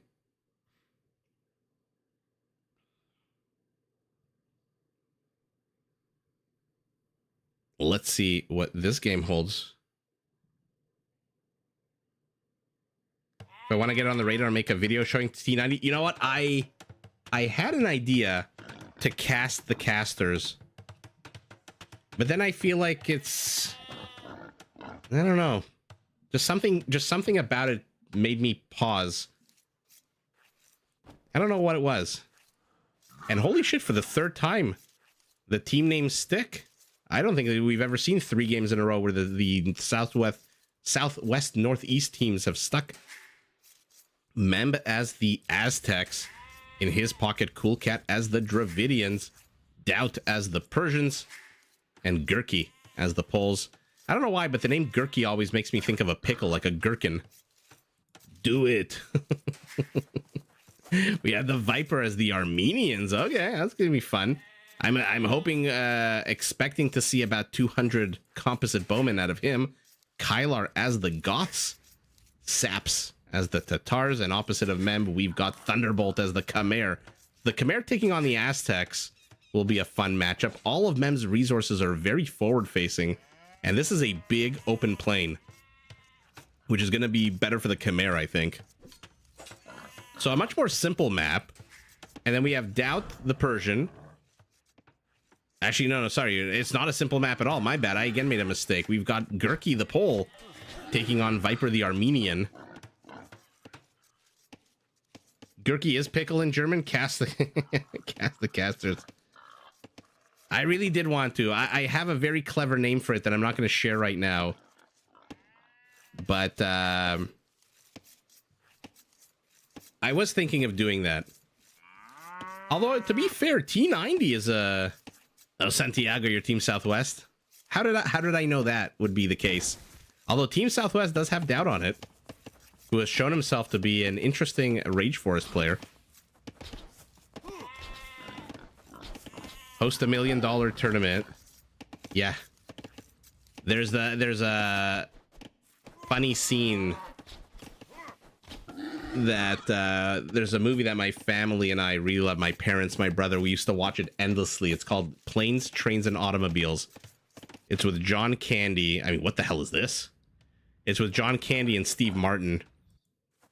And there's a scene where John Candy meets somebody that he knows, and they go, "How are you, buddy?" And he goes, "Still $1 million short of being a millionaire." And I've used that line for a long, long time. Doubt is the Persians. Yeah, that'll be fun. What do we think Doubt's going to do? And by the way, Doubt is not on the flank anymore. Now he's the pocket, which means he's going to get his economy up and running huge. He's already got a dock up.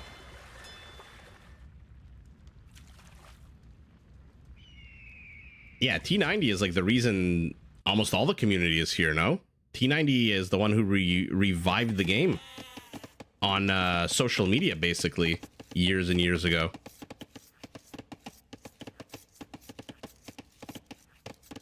When's the next Fastest Chaos tournament? I don't know, but Santiago, I do have a bunch of deathmatch games that are 4-on-4 with players like the Viper.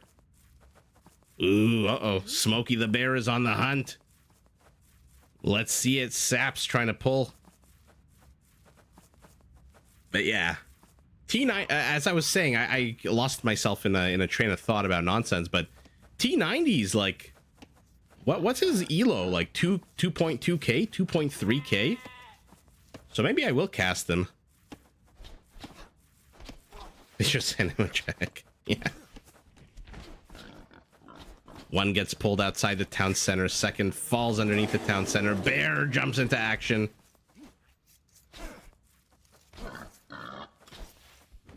And down it goes. So not the cleanest of pulls. Two of the boars outside the town center, which makes force dropping the food a little bit harder. I'm surprised he's not going for the one underneath the town center. Random house, random villager with a basket. Moving forward. For a pull. Okay, so a bit of a let's look at the map. Actually, something we haven't. We saw the one on the in the north between Memb and Thunderbolt. Again, a big open space, which I think is going to be better, a lot better for the Khmer. And then north of our pickle base, our Polish pickle, one avenue of attack has already been walled in. Second avenue of attack walled in. Third avenue walled in. 3 separate areas of attack, and Gray walled them all in. The Viper had to only take care of 2. It looks like Kylar got the 3rd, but Doubt's making 0 effort here to help his teammate. Where is his scout? Oh, his scout's in the Viper's base. Oh, of course it is.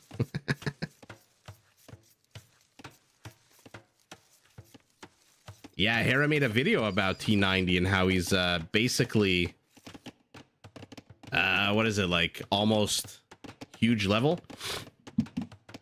The Hera T90 drama? I don't know what to make of that drama, to be honest.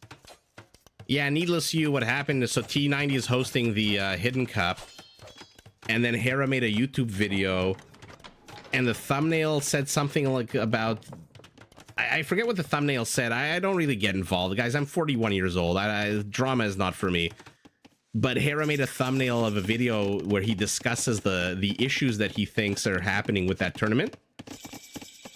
And the title of the thumbnail was the cause of the drama, because the title of the thumbnail on YouTube was something like "My problem with HC with Hidden Cup." And it kind of implied that Hera had issues with the tournament. And so T90 then responded on Twitter. And then Hera responded on Twitter. And then Hera changed his thumbnail. Because I don't think Hera really meant to cause any kind of controversy or drama. Although I shouldn't say that. I don't know what the hell anybody's thinking. Except half the time I don't know what I'm thinking. So I'm not going to speak for anyone else. But that's the chain of events. Step 1, T90 hosts Hidden Cup. Step 2, Hera makes a video on YouTube with a thumbnail that causes controversy. Step 3, T90 responds to that thumbnail on Twitter. Step 4, Hera responds to T90's response. And step 5, Hera changes his thumbnail. Now, somebody in the chat might know a bit more about it than I do. Like I said, I can barely stay awake half the day. So drama is not really my kind of thing. Well, T90's been playing for a really long time. And I mean, casters don't have any particular special knowledge of this game, as you guys know. I don't have any particular special idea about this game that anyone else doesn't have. But he is really good. So, you know what? He might be a prime juicy target for a cast.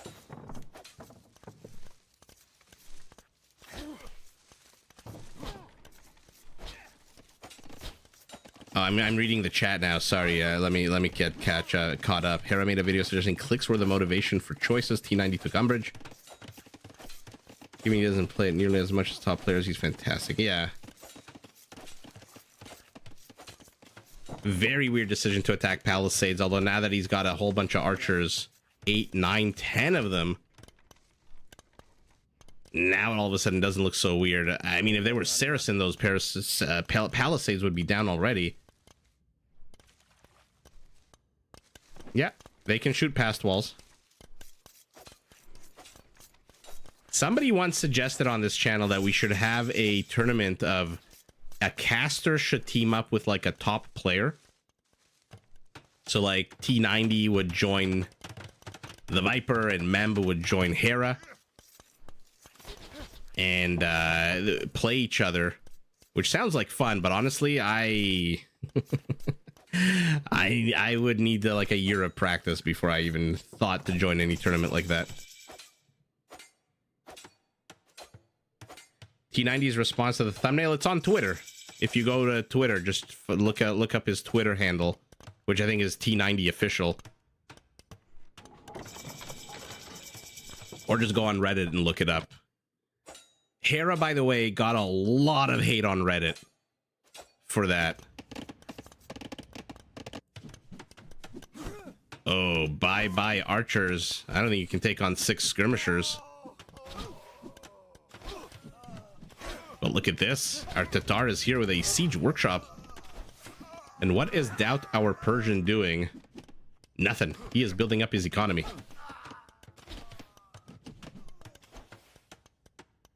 Yeah, there's a lot of like unnecessary there's a lot of like unnecessary drama in anything you do, right? I mean, it doesn't matter if it's Age of Empires. Anytime you have any kind of what's the right word I'm looking for? I'm struggling to come up with the right word. Like a venture, like a business, or it doesn't have to be a business. You can be throwing your friends a party. You know, two people could be throwing a party for their friend, a surprise birthday party. There's just always going to be something. So, and then you throw into the mix the fact that you have the #1 best player in the world right now, based on current tournament winnings. And I say current tournament winnings because, of course, there's that famous video that the Vipers editor made about a month ago. Ooh, they're both trying to predict where the other one will go, and it is ultimately our Tatar who predicts, our Dravidian who dies. And I remember all the drama and all this shit when I was in university, when I was in high school. I didn't like any of it. So I am steering very clear.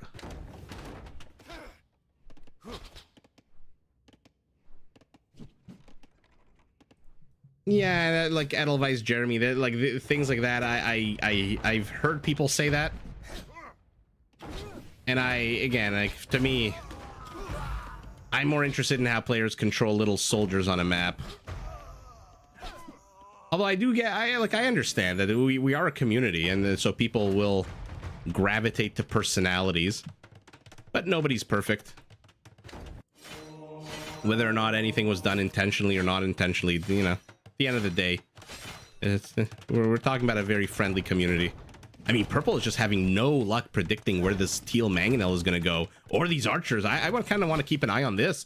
I want to see Cool Cat, what he can get done here, because so far 3 shots, 3 misses. There's a good one.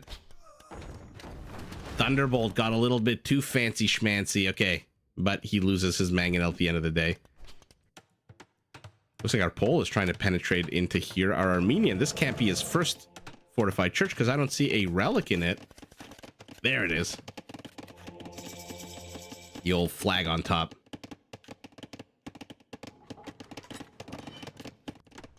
Yeah, exactly. And that's...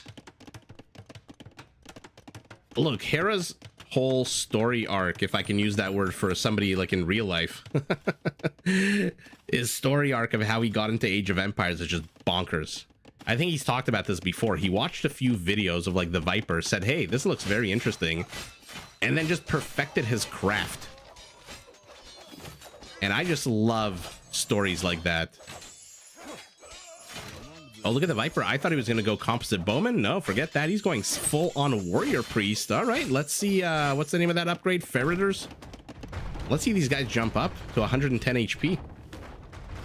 Like Hera grinds, and he understands the fundamentals and the mechanics. There's players that are really good, that have a very good sense of the game. Sorry guys, 1 second. I just have to text one thing. Sorry. Okay, done. There's players that have like a game sense, and there's players who are technical, and then there's players who are both. And there's very few who are both. And right now I would say there's basically I want to say 3 players who are both, and that's Hera, Viper, and Mr. Yo.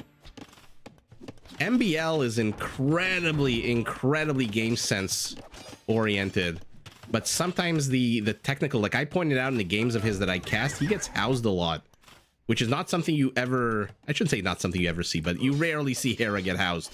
You rarely see the Viper get housed, but MBL, and keep in mind, I think MBL's an amazing player. Rally being taken by the warrior priest.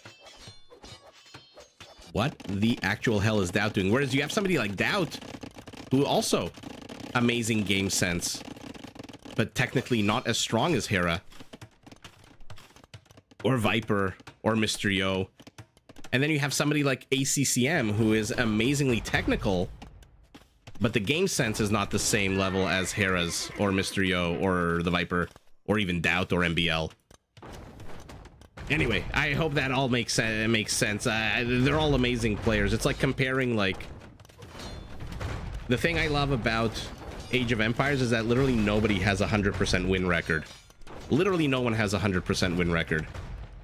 So you're comparing people with like 70% win record to people with 65% win record, which is still amazing.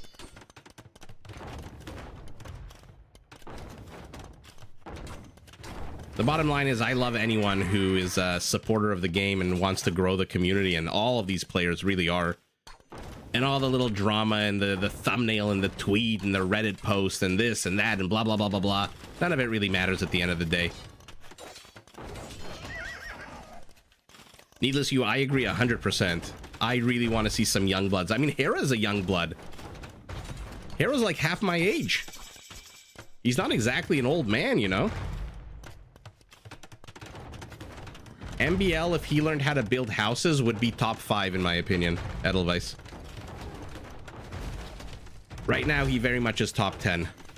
But if he learned to stop getting housed, he would be top 5. But I would love if there were more and more young people that come in and contest the hegemony of the old regime, you know?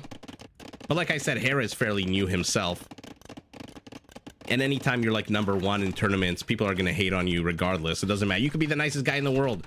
You could be Peter Pumpkinhead, and people will still hate you.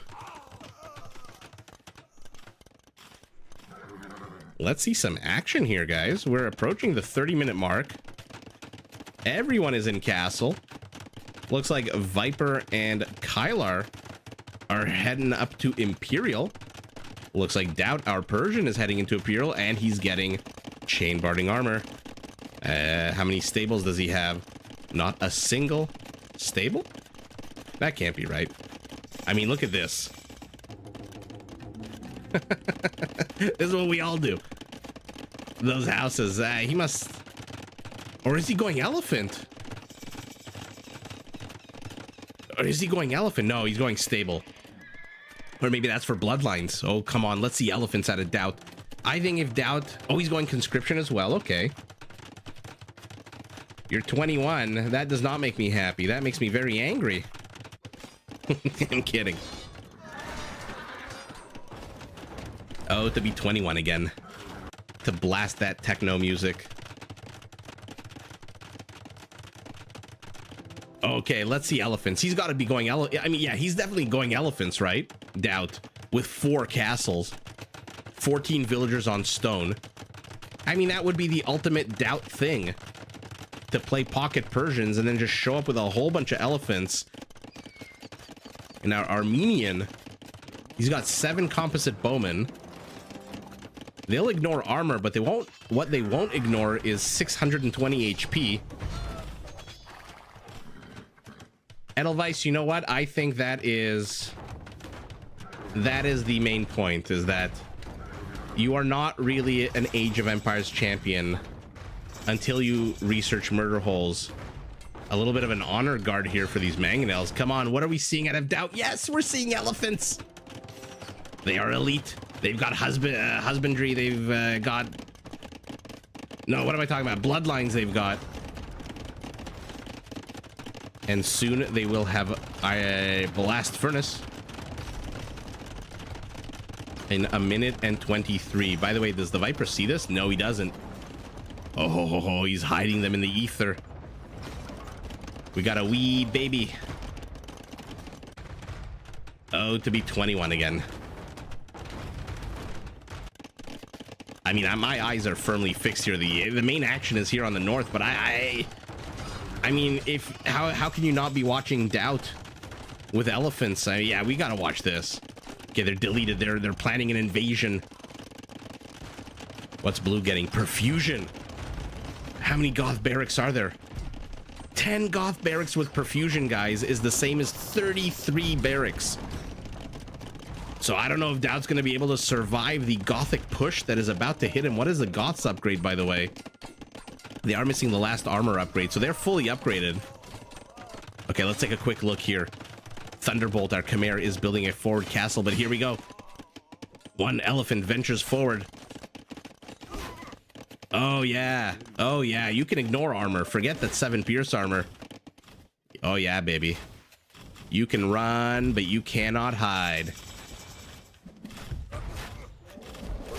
And let's see, I mean, Dowd being a little anticlimactic here.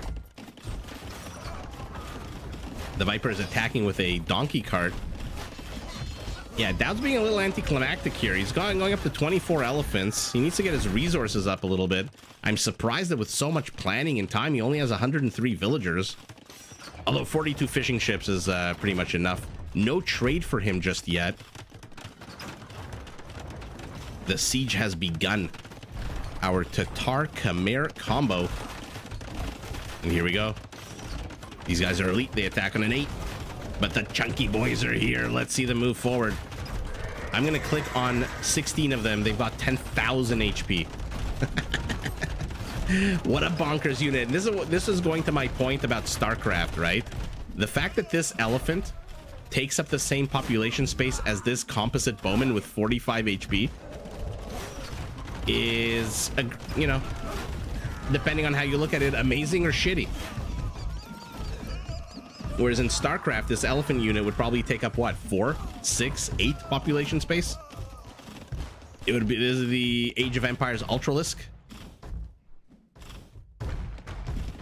And the Viper is finito. His last castle, his last town center. Has he snuck out any villagers? Yes, he's got a bunch of villagers. And a trade cart.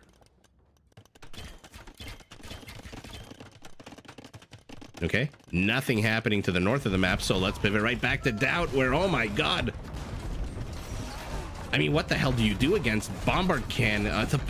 Treb managed to get a villager there.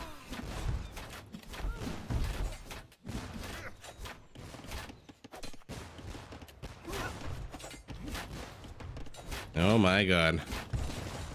Why is our Goth over here, by the way? Why is our Goth fighting Obos?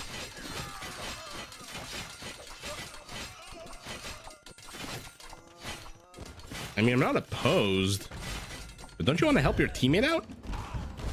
I'm pretty sure the Viper could use 48 halberdiers to back up his army. Double crossbow. Uh-oh. 9 range heavy scorpions are about to wreck things very badly here for green. What is Memb doing to defend against this? He's got 1 monk, 2 eagles, 5 pike, and he's heading up to Imperial. He's gonna get that famous Aztec siege out.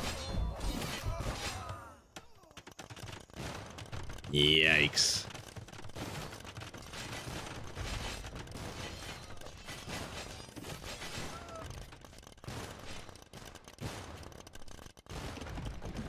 Okay, now the Viper has lost his relics. Now the Goth is starting to stream forward these halberdiers. And again, remember, each Goth barracks works 3 times faster. Thanks, you Ambog. I'm proud of that comparison, actually, the Ultralisk to the Elephant. Pretty much a very similar unit. I mean, our Dravidian, what do you have here? Army supplies for both teams is not fantastic. Dow might want to send some help up north. These Trebs are trying to shell away, but they're missing the scorpions. Okay, 1, 2 go down. Oh, a whole body of oh, why are you training champions? I guess the champions to take out the Trebs. And here we go. The Goth swarm is real. The Trebs are here. The Viper is rebuilding 1, 2, 3 castles. Oh, he must be loving this. But his elephants are getting surrounded, and he's got citadels. I mean, I wanted to make a video about citadels. Red is pinging over here. Why? Do I want to replace their markets?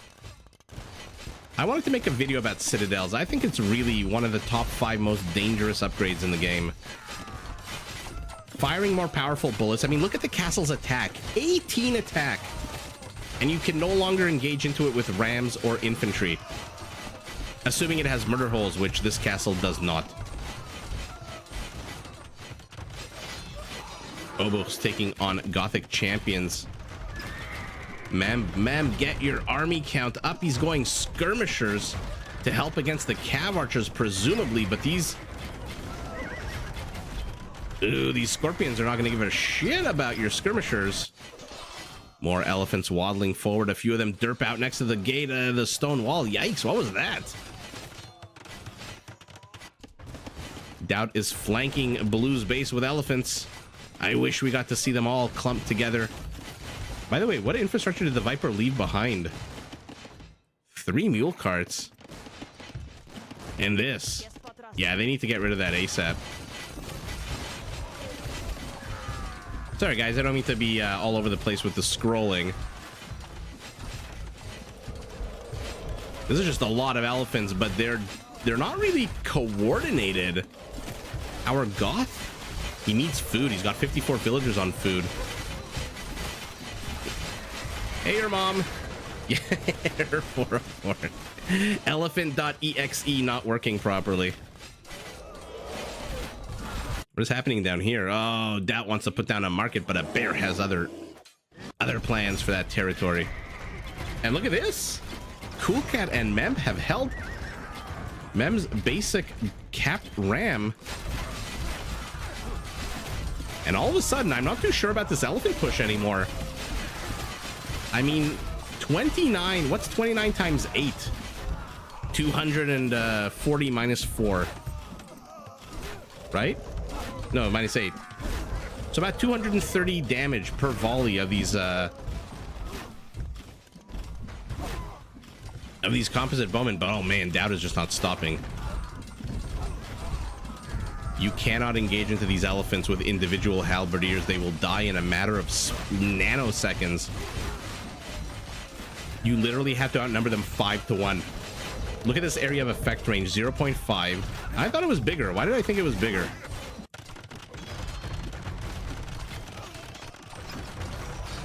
Saps is moving in. He's going to try to get some of these Dravidian villagers, but there's Dravidian halberdiers en route to intercept. Do they have Woot's steel? Hard to say right now, but these cav archers are luring them into these Khmer ballistas. Scorpions, rather.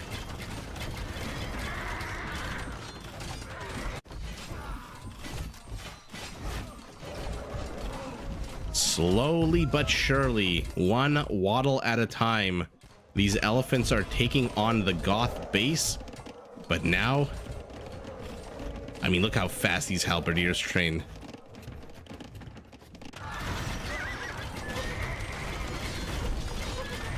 Khmer Hussar spam has started. How many Hussars does he have? He's going up to 36.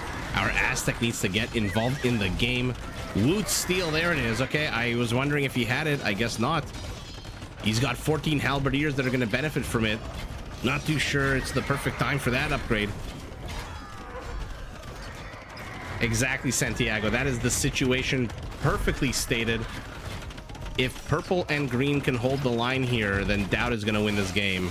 I mean, there's a shit ton of Obos here as well. I don't know about Obo and halberdier and elephant combo. That might be unstoppable. Remember, the Goths don't get the last armor upgrade for their infantry, so the Obos have a very quick job to knock these guys down to 0 armor. But the frickin' Goth spam is just ridiculous. Yeah, Viper needs to take the high ground and needs to stay there. Stop moving around. Just keep your units there. What is happening here? Another bear. What is under attack here? Something's under attack here. What am I missing? The minimap shows that something is under attack. And I don't know what it is, which is annoying me. But we're going to pivot away. The Viper is one-shotting these Obos with his Lord of the Ring elf archers. Another fortified church falls. I mean, yeah, things are pretty much done here for Team Northeast. And Santiago, you got 2 out of 3 this live stream. The bombard cannons are trying to attack around these halberdiers. Go after the freaking archers instead. Look how clumped they are.